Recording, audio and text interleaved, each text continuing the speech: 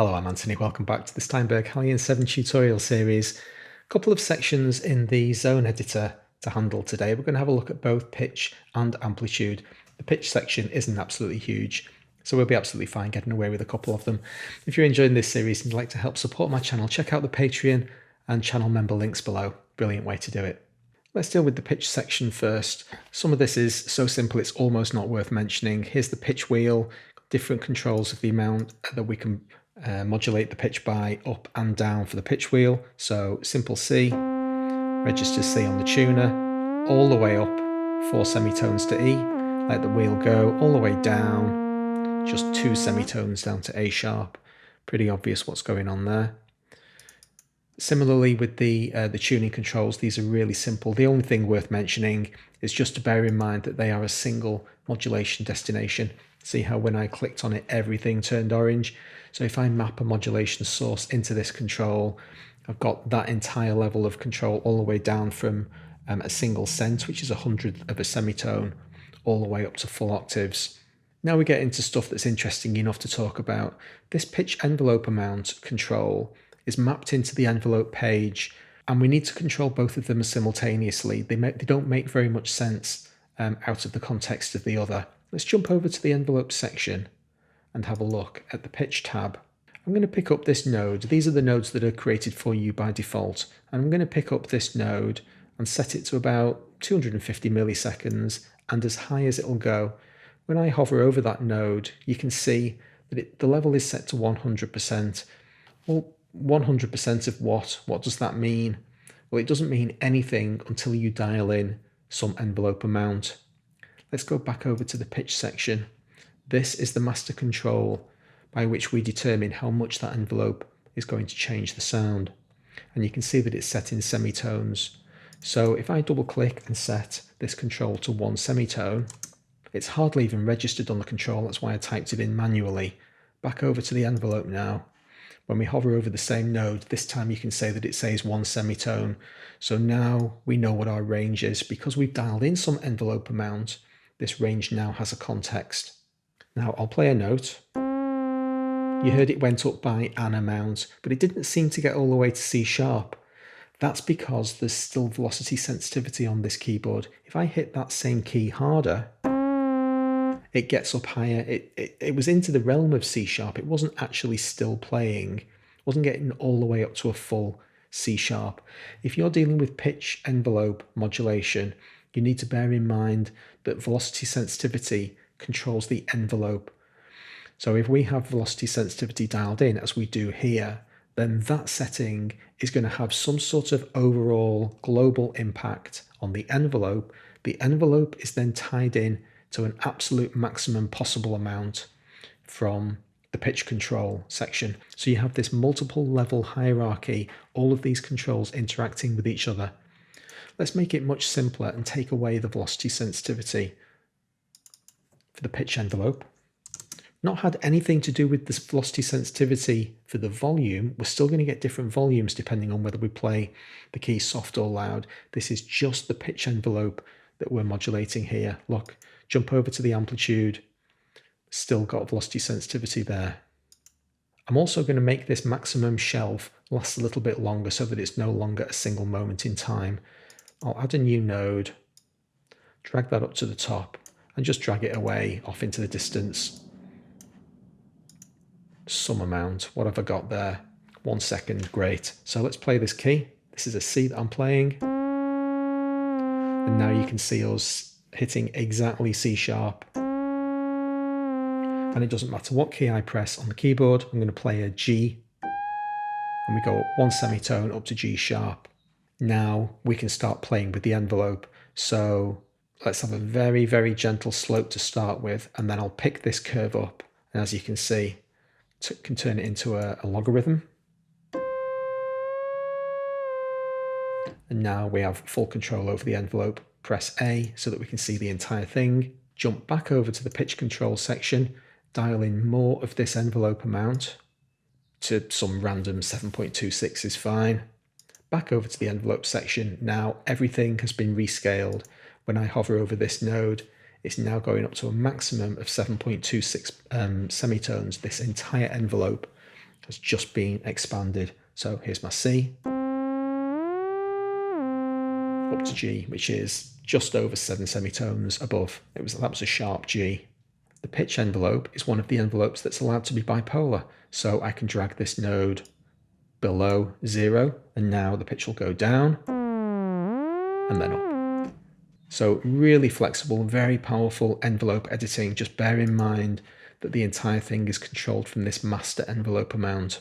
If I pull that down to 0.05, let's say, now we're going to have that strange envelope shape, but in very, very subtle amounts. Barely even noticeable, a bit more. There we go. It's just going flat and sharp. You can see it in the tuner. Set that to 0. And then across to random. This is going to deal in a random amount of pitch up to plus or minus 6 semitones. So knock it all the way up. I'm just going to press a C repeatedly. Eventually, the highest note that we would play would be an F sharp. There we go. There was one. And then we've got fractions thereof. But this time over a much narrower range. Again, very, very small amounts of this can be used to generate something akin to the feeling of an analog instrument where every note is not quite exactly the same.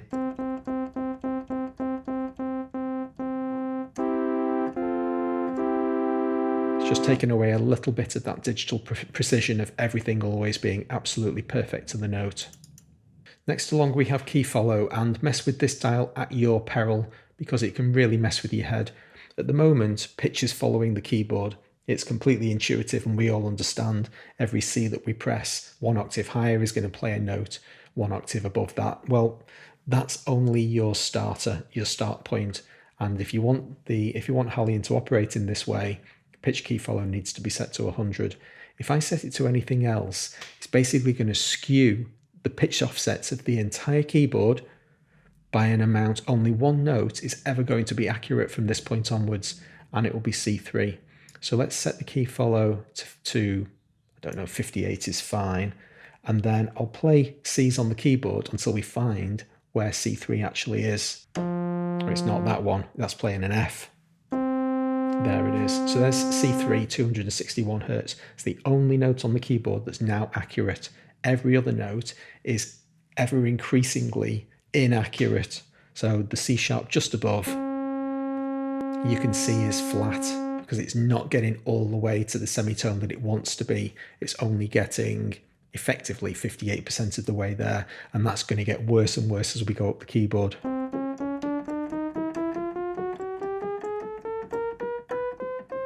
Now, I've never been a particularly big fan of micro tunings, but if that's your bag and you like to go out of the standard 12-note chromatic scale, this is an excellent way to do it because this will basically offset your entire keyboard and chaos will ensue. And this center control here, if you want a center of the seesaw at anywhere other than C3, do it from there. Now we'll jump across to the amplifier section and lock that. Let's have a look at what's going on here. So this is the master level for the zone. Don't forget, at the moment, we've only got a single program. Let's load up Hexagon, so we've got a little bit more complexity to play with, and we'll expand the entire tree. So now if I select the anima zone, let's hear the composite sounds just to remind ourselves what all three of those layers sound like together. Now pull the level of the anima layer down. The other two layers are still in the background. So this is a great place to mix your layers together when you're building a multi-layer program. Incredibly, you have level key follow as well. Similar kind of concept to we just discussed with pitch, and I won't demonstrate it because it's pretty obvious here that if I increase level key follow, the higher notes are going to be louder than the lower notes. Now to demonstrate this headroom control, I've just got myself back to a simple sine wave, and I'm going to disable velocity sensitivity for the amplifier so that all of the keys that I press are exactly the same volume. Very difficult to demonstrate volumes if the key velocity is having an impact on it. Now I'm going to play a single C. This short-term value is telling you the volume. Let's turn it down even further. I'm only turning it down from the master output here. the sound that Halion is generating is exactly -10. If I set this to 0 dB, it's going to get 6 decibels louder. So now it's going to settle out at -4. Okay, so that's just proving that we've got an absolutely flat playing field here. The reason we have headroom is for polyphonic instruments. If you're playing a monophonic instrument, you can play at 0 dB headroom absolutely fine. What it means is that Halion will generate a sound appropriate to the volume that you think you're outputting. If all other volumes are flat, and in the digital world it's very difficult to actually establish what is flat, but let's just say you're expecting a volume of a particular amplitude, 0 dB is going to get you there. The reason we have headroom is because the moment you play polyphonic sounds, the synthesizer gets louder. So here's a single note, and as we've already seen, that's going to settle out at -10. The moment I introduce a second note, the volume of the entire sound goes up, and every additional note makes it get louder and louder. And this is the headroom into which we build the sound. If you intend to play chords with many notes, like two-handed, 7, 8-finger, complex arrangements, give yourself enormous amounts of headroom. You can go up to -12 dB. So a single note is going to be really quiet, but then when you hammer that huge 8-note chord down, you've got all of that headroom so that the synthesizer itself isn't going to be internally clipping. It's not going to be generating signals that are too loud and are going to be distorting anywhere else in the system. Now, the manual says -12 is default. I've seen -6 more often than anything else. I think -6 is the actual default, and that's a totally fine, completely reasonable default to have. The expression control box down below, I don't think I've ever disabled this. It means if Halion receives instructions to modulate its volume via, for instance, CC7, which is the main volume continuous controller automation level. If you've got information like that coming into the synthesizer, you probably want to respond to it. And so this allows you to actually respond to those MIDI controls. If you want to disable all external control of the synthesizer and control volume entirely from within the plugin itself, you can disable that function. Then we have a pan control, which seems to be pretty straightforward. So if you're listening in stereo, we've just hard panned to the left there. Really obvious what's going on. Where it becomes a little bit more unintuitive is when we have a look at the mode control to the right of it, because this determines what pan law is used. Now, I don't want to get into the maths of what pan laws actually do, but basically they control the volume depending on whether or not you're listening through the middle, i.e. in center point, or whether you're panning by any amount. And the universal pan law, the standard, it's called the sine cosine pan law, at -3 decibels says that if a sound is going straight down the middle, if it's panned centrally, the overall volume is actually attenuated by -3 dB. Remember earlier when I said it's very difficult to establish what is 0? It's because all of these different checks and balances are always being applied to your sound for many totally reasonable but fairly esoteric reasons. The reason for this is that if you hear something with one ear, it's quieter than if you hear it with two. So if you're listening to something with two ears equally, the entire level just needs to be dropped a little bit in order to compensate so that when we pan, we've got some headroom to go to. I can demonstrate this incredibly easily. Here we are with our -3 dB mode. Play my C. Don't forget we've got no velocity sensitivity here, so this is going to level out at exactly -10. Now I'm going to pan this sound hard right and watch what happens. Absolutely nothing. What's really happened is that your right ear is now hearing a louder signal than it was. The volume of the sound has gone up, but only in a single ear, and the overall output is held absolutely consistent at -10 dB. So Halion gradually turns the volume up as you pan across. At 0 dB, you don't get any compensation anymore. So when we play a note in center position, we've got 0 dB compensation for panning now. So we're getting the full volume at -7 dB. Notice it's not that 3 decibels quieter. But now as we pan, basically just one of the sides is going to get attenuated. So if I pan to the right, the left hand volume is just going to drop. Nothing's going to get done to the right hand side. So as I pan all the way over, I'm going to lose 3 decibels of total volume because I've only got half of the signal now. Minus 6 dB uses what's called a linear panning law, and it's the least intuitive and the one that I'm most reluctant to use. I'm a minus 3 fan all the way because it works the way our brains expect it to. At minus 6 dB, when we start off in the middle, we're going to get a volume 6 decibels attenuated from our standard 0 dB point. So here's minus 13, which is 6 decibels quieter than we were. But as we pan hard right, you're going to hear the volume go up.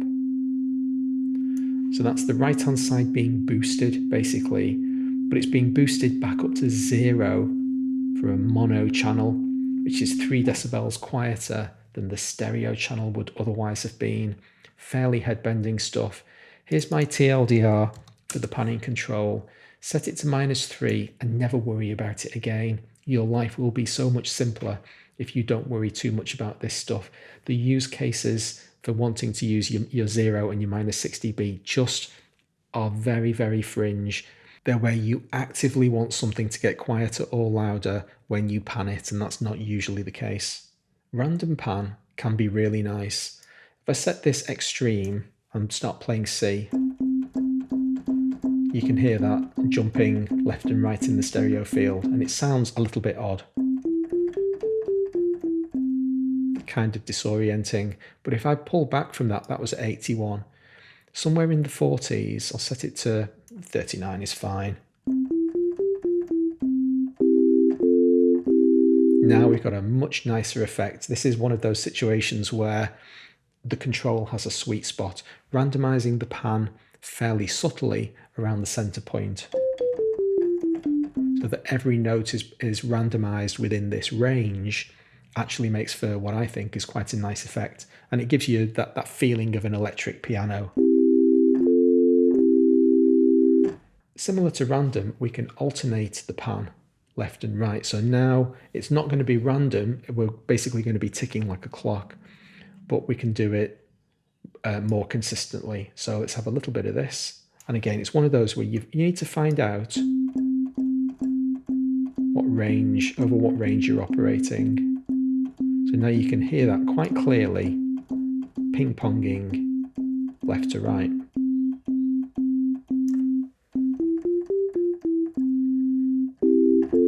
Don't like this quite as much as the random feeling because it does feel like it's bouncing, but there are situations, particularly if you're writing arpeggio sounds, where you want it to be a little bit more consistent, bouncing left and right, something that Jean-Michel Jarre used to use to fabulous effect. So alternate pan is really nice. You've got this reset button as well. So ordinarily, once the synthesizer's up and running, once the plugin's going, it's going to constantly back to the left and right, whereas every time I press this reset, you'll only hear it in the right ear until I let it go, and then it starts bouncing. And sure enough, yes, pan has a key follow as well. So if you're insane enough to want different levels of pan, depending on whether or not you're playing high notes or low notes, this is where you'll do it. Substitute creative for insane if you want. Underneath the main amplifier section, we have an array of output controls. The manual actually says this is on a tab. It used to be on earlier versions of Halion, but now they've kind of baked it into the interface, but not updated the manual. You can basically route your output to different destinations to what you would normally do. Let's load up the Hexagon program again so that I can demonstrate this. Here's our program tree for Hexagon. And if I select the animal layer, now we're looking at the amplifier section for the animal layer. Now at the moment, if I solo it, you're going to hear a delay on the notes. Okay, that's because it's going through this multi-delay, which is in the anima bus. If I route this sound to the program bus instead, that delay disappears. So we're now skipping the anima bus and we're jumping straight down to the program bus down at the bottom. Now, as you can see, the program bus has effects on as well. Got quite a thick reverb on that. We can even bypass the program bus effects by going straight to the master output. So now we're not dealing with any of this. We're going directly to the hardwired master output that we can't even affect. This is beyond our control. And now the sound is absolutely dry. The little dash line means default. Do what you would normally do, which basically means flow through the program tree. And there's our delay bounce again. Now, we haven't dealt in very great detail with routing yet, but there are 4 auxiliary sends. These are master sends outside the program, so you can't see these 4 controls anywhere inside the hexagon program. Halion itself has 4 independent auxiliary buses. You actually, just to give you a very quick view, you can access them from inside the mixer, and here they are. And we can basically do things on the auxiliary buses. Let's not worry about it for today. It's beyond the remit of actually dealing with the amplifier itself. And having said that, we're done. Hope you enjoyed the episode. Please hit like if you did. I'll see you next time. Thanks very much.